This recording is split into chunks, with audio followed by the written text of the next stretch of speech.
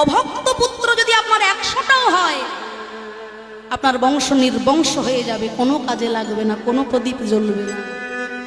কিন্তু পুত্রের মতো পুত্র যদি আপনার একজন হয়, সেই পুত্রের দ্বারা আপনার পিতৃকুলের 7 পুরুষ, মাতৃকুলের 7 পুরুষ, 14 পুরুষ বিনা সাধনায় স্বর্গধামে যাত্রা করবে।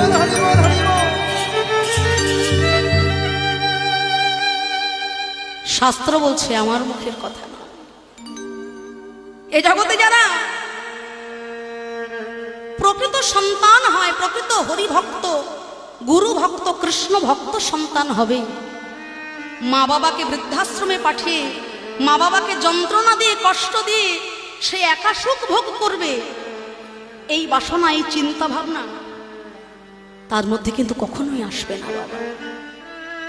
সন্তান যদি প্রকৃত ভক্ত সন্তান হয়, সে মাকে কষ্ট দিয়ে, বাবাকে বৃদ্ধাশ্রমে পাঠিয়ে সে একা সুখ ভোগ করার বাসনা রাখবে না। পুরাকালে রাজা বিক্রমাদিত্য, তার মন্দিরে কালী মূর্তি ছিল, তিনি মা কালীকে বড় ভালোবাসতেন। ইতিহাসের পাতায় যে নাম স্বর্ণাক্ষরে, তা তিনি মায়ের সাধনা করতেন। মা কালীকে তিনি এতটাই ভালোবাসতেন যে মা কালীর সেবা করতে করতে তার গর্ভধারিণী মায়ের সেবাতেও ত্রুটি দেখা দেয়। মায়ের জন্য সোনার থালা, সোনার বাটি, সোনার গ্লাস সুন্দর করে সাজিয়ে রেখেছেন। প্রত্যেক দিন 56 ভোগ 36 ব্যঞ্জন দিয়ে মা কালীর সেবা করে। মায়ের জন্য সান বাঁধানো ঘাটও করেছেন। তার গর্ভধারিণী মাও সেই জলে স্নান করেন। কিন্তু রাজার মনে একটাই প্রশ্ন, যে আমি যে এত সুন্দর সোনার থালায় এত কিছু রন্ধন করে, এত মন্ত্রতন্ত্র দিয়ে মা কালীকে সেবা দিই, আমার সেবা কি মা গ্রহণ করে? এই প্রশ্নের উত্তর তিনি খুঁজে পান না। কাকে জিজ্ঞাসা করবেন, কি বলবেন? একদিন তিনি মধ্যরাত্রে দেখছেন যে 2 জন অপ্সরের মতো সুন্দরী রমণী সোনার কলসিতে করে জল নিয়ে যাচ্ছেন মধ্যরাত্রে।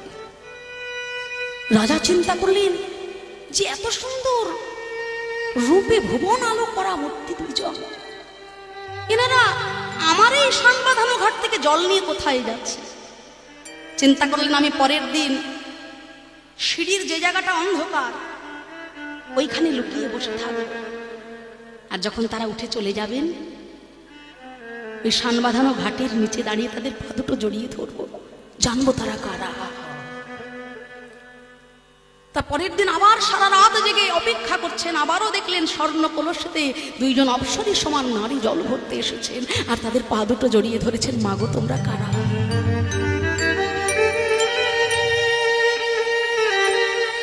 বহু অনুনয় বিনয় করার পর জিজ্ঞাসা করলেন যখন, তখন বললেন, জানো, তোমার এই জল নিয়ে আমরা কৈলাসে যাব, আমাদের জগৎ জননী মা তোমার জলে স্নান করবেন বললেন। আচ্ছা, আমরা হলাম মায়ের দাসী, তা তোমরা যখন মায়ের এত কাছে থাকো, ওই মাকে একবার জিজ্ঞাসা করো না গো, আমি যে এত সুন্দর করে এত মন্ত্র তন্ত্র দিয়ে সোনার থালায় মায়ের সেবা দিই, মা কি আমার সেবা গ্রহণ করে? বেশ, ঠিক আছে, আগামীকাল আমরা জিজ্ঞাসা করে আসব। সারা রাত ধরে রাজা অপেক্ষা করলেন, সারা দিন ধরে অপেক্ষা করলেন। আবারও পরের দিন রাত্রিবেলা যখন জল ভরতে এসেছেন মায়ের দাসীগণ, রাজা চরণ জড়িয়ে ধরেছেন, ওগো মা, তোমরা কি মাকে জিজ্ঞাসা করেছিলে সত্যি সত্যি কি আমার পুজো, আমার সেবা, আমার ব্যঞ্জন মা গ্রহণ করেন?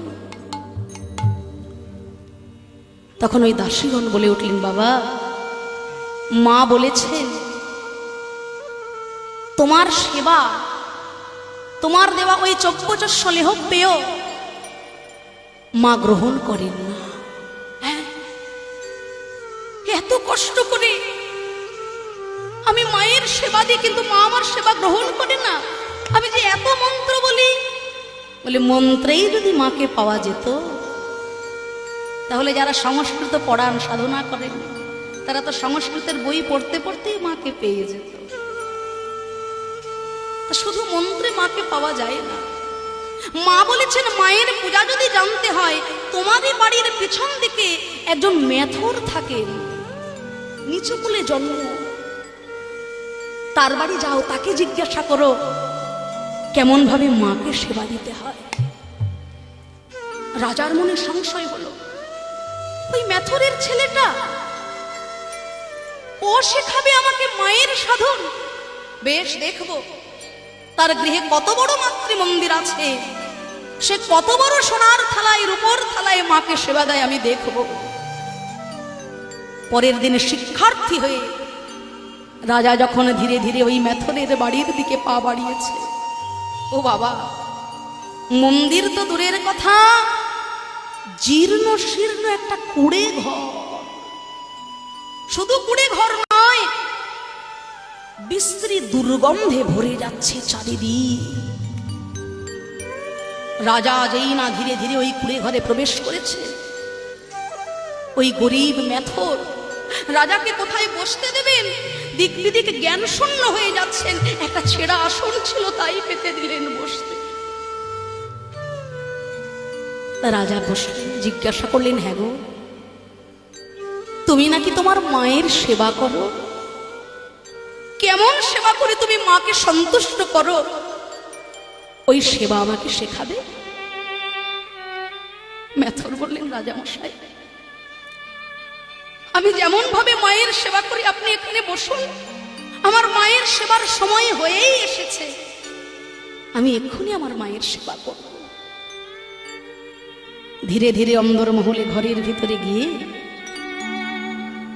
তার গর্ভধারিণী কুষ্ঠ ব্যাধিগ্রস্ত নিজের মাকে হাত ধরে একটি ছোট্ট জায়গা সে বসার জন্য সেখানে নিয়ে বসিয়েছে। একটা ছোট্ট বেদি আছে, সেখানে মাকে বসালেন। বলে, আমার মা সারা গায়ে তার পোকা কিলবিল করছে, দুরারোগ্য কুষ্ঠ ব্যাধি হয়েছে, আর মায়ের এহেন ব্যাধি দেখে আমার স্ত্রীও আমাকে ছেড়ে চলে গিয়েছে।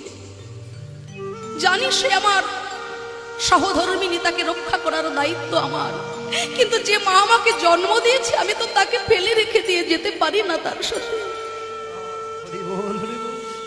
তাই আমার ওই গর্ভধারিণী মা কুষ্ঠ ব্যাধিগ্রস্ত, সারা গায়ে পোকার কামড়, ওই মাকে আমি সেবা করব। আপনি দেখুন রাজা মশাই, এই আমার মাতৃ আরাধনা। রাজা মশাই দেখছেন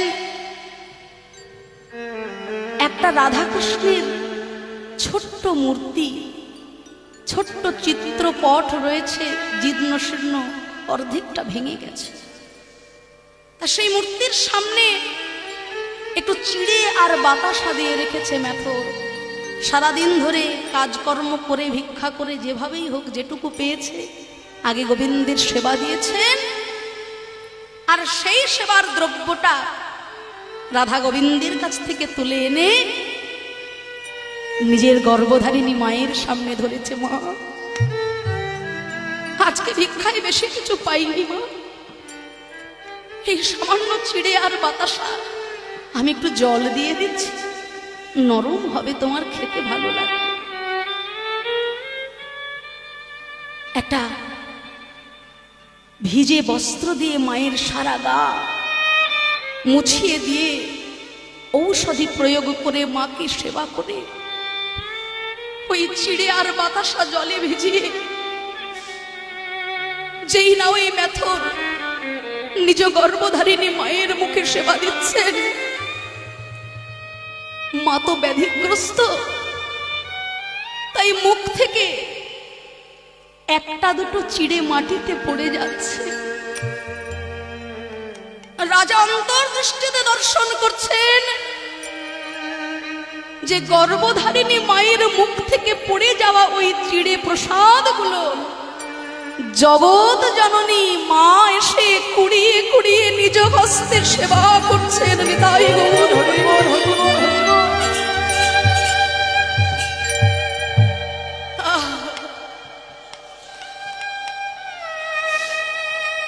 রাজা অন্তর্দৃষ্টিতে দর্শন করছেন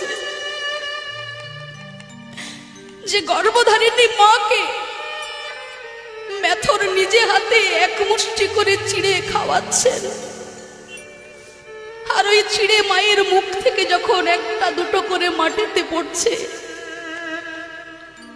ওই মায়ের উচ্ছিষ্ট, গর্ভধারিণী মায়ের উচ্ছিষ্ট প্রসাদ জগৎ জননী মা একটা একটা করে কুড়িয়ে কুড়িয়ে খাচ্ছে।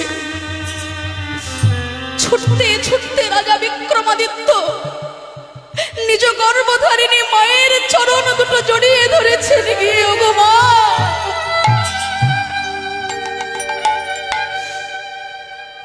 রইল আমার মূর্তি সেবা, আগে সেবা করব আমার গর্ভধারিণী মায়ের। মূর্তিরূপী মায়ের সেবা করতে গিয়ে গর্ভধারিণী মায়ের সেবার যে বড় ত্রুটি হয়ে গেল গো। ওই মূর্তির মাকে খাওয়াতে পড়াতে গিয়ে গর্ভধারিণী মায়ের সেবার এতদিন বড় ত্রুটি হয়েছে। তাই তো ওই মূর্তিমতী মা সোনার থালা দিয়েও রূপোর থালা দিয়েও 56 ভোগ 36 ব্যঞ্জনেও সন্তুষ্ট হলেন না। তাই আগে করো গর্ভধারিণী মায়ের সেবা। যারা লক্ষ লক্ষ টাকা বাজেটে মূর্তি পুজো করে, কালী পুজো করে, দুর্গা পুজো করে, যদি তাদের ঘরে গর্ভধারিণী মা কাঁদে, তার ওই মূর্তির মা কোনোদিন খুশি হতে পারে না। নিজ গর্ভধারিণী মা যদি তোমার মাথায় একবার হাত দিয়ে বলে, বাবা বেঁচে থাক, সুখে থাক, পৃথিবীর কোনো বাধা, কোনো বিপদ তোমাকে কোনো যন্ত্রণা দিতে পারবে না, তার থেকে বড় আশীর্বাদ এই জগতে আর কেউ দিতে পারবে না। তাই এ জগতে যার মা কাঁদে তার সারা জগৎ কাঁদে। আর গর্ভধারিণী মাকে যদি কেউ সন্তুষ্ট করতে পারে, মূর্তির ভগবানকে আলাদা করে সন্তুষ্ট করতে লাগে না। জননী জন্ম অভিষ্ট স্বর্গাদ বিগরিয়সী, স্বর্গের থেকেও মা বড়। ভূমে গরিয়সী মাতা মাত পরতরঙ্গ নহি। জীবন্ত ভগবান, জীবন্ত দেবদেবী পিতা মাতাকে যদি কেউ খুশি করতে পারে, কষ্ট করে তাকে বৃন্দাবনে যেতে হয় না, কষ্ট করে তাকে কাশীধাম যেতে হয় না।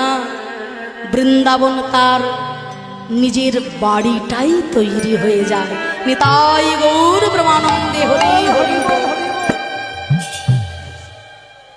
তাই এ জগতে পুত্র হলেই যে সংসারে সুখ আসবে, হে জগতে পুত্র হলেই যে বংশে প্রদীপ জ্বলবে, বংশ উদ্ধার হবে, তা নয়।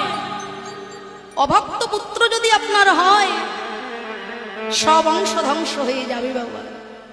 কিন্তু সন্তানের মতো সন্তান যদি একটি হয়, সে পুত্র হোক আর কন্যা হোক, তার দ্বারা 7 7 14 পুরুষ আপনার উদ্ধার হয়ে যায়।